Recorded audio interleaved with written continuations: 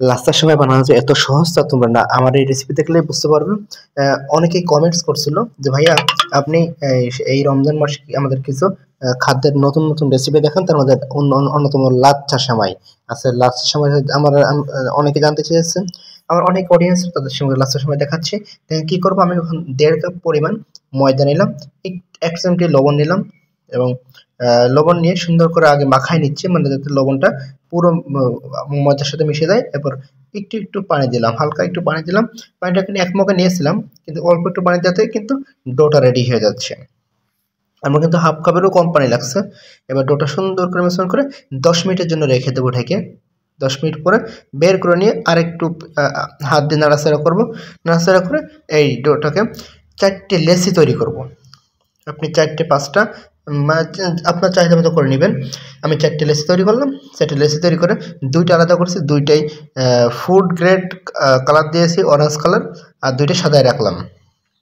আপনারা এই কালার দিতেও পারেন, নাও পারেন, এটা আপনার ব্যক্তিগত বিষয়।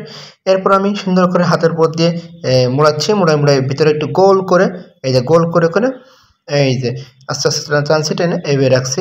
এবার 4টেই কিন্তু একইভাবে করব। একইভাবে করার পরে এরপর যে কর্নফ্লাওয়ার নিয়েছি আমি 1 কাপ পরিমাণ কর্নফ্লাওয়ার নিলাম। এবার এর মধ্যে সাদা তেল নেব, সাদা তেল, কোনো পাম অয়েল নেবো না। আর একটু ঘি দিয়ে দিলাম, একটু ঘি দিয়ে সুন্দর করে স্বাস্থ্যসম্মত উপায়ে কিন্তু আমরা লাচ্ছা তৈরি করতেছি। এটা সুন্দর করে মেখে নিচ্ছি। মেখে নেওয়ার পর এরপর আমি ওই লেচিগুলো দিলাম, লেচিগুলো দিয়ে সুন্দরকে ঘুরিয়ে ঘুরিয়ে নিচ্ছি, ঘুরিয়ে ঘুরিয়ে নিয়ে মানে সব জায়গায় যাতে আমার এই মিশ্রণটা পৌঁছে যায়। এরপর সুন্দর করে এই ঘুরে ঘুরিয়ে নিচ্ছি, ঘুরে ঘুরিয়ে নিয়ে এরপর এক একটা করে ধরবো। তারপর এই আস্তে আস্তে আলতো আলতো করে টানছি, জোরে টানবো যাবে না, জোরে টানলে ছিঁড়ে যাবে, আলতো করে টানবো। এভাবে প্রত্যেকটি লেচি টানতে থাকবো। প্লেট ঘুরিয়ে ঘুরিয়ে নিচ্ছি, লেচি টেনে দিলে এবার লেচি টানার সাথে সাথে এই পাশে কাজটা করব, একটু এই যে ডাবল প্যাচ দিলাম, এই প্রত্যেকটা ডাবল প্যাচ দিচ্ছি। এভাবে করে ডাবল পাঁচ, 3 প্যাচ, 4 প্যাচ, এভাবে করতে করতে 17-18 পেজ দিয়ে ফেলবো।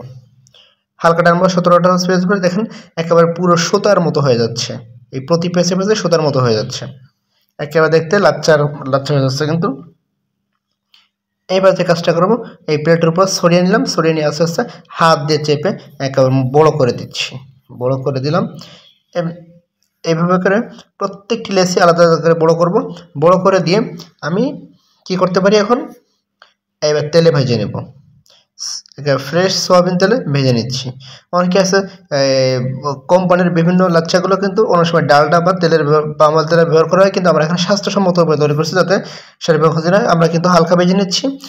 আপনি কেমন ভাজা পছন্দ করেন সে আপনার বিষয়, তবে আমি স্বাভাবিকভাবে ভেজে নিচ্ছি।